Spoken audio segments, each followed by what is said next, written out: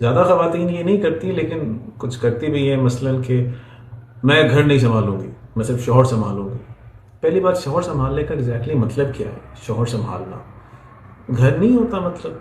अच्छा, और मैं सास ससुर को नाश्ता नहीं दे सकती, मैं उनको चाय नहीं दे सकती, उनके पास बैठूंगी नहीं।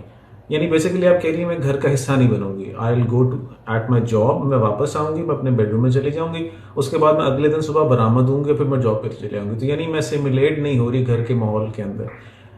पर ख़वातीन को ये फिर भी उम्मीद होती है कि जो मियाँ जी हैं वो उनके घर में जाके अच्छी तरह सिमुलेट हो जाए। ऐसा नहीं होता। तो बंदों की भी ख्वाहिशात होती हैं, अगर आप उनकी बीवी बन गई हैं तो फिर you have to be part of the team. तो आपकी वालदा भी ऐसे करती थी, उनकी वालदा भी ऐसे ही करती थी, और गालिबन उनकी वालदा भी ऐसे करती थी।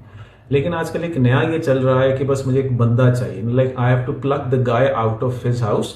लेकिन you are not plugging him out of the house, you are moving in with the guy. Suppose क्या एक फैमिली यूनिट है, तो आप उसमें जितना जल्दी सिमुलेट हो जाओगे उतना बेहतर है। वरना फिर ये होता है, इन फाइटिंग टसल्स होती हैं, इसको बंदे को बाहर निकालो, उसके अलग मसाइल होते हैं।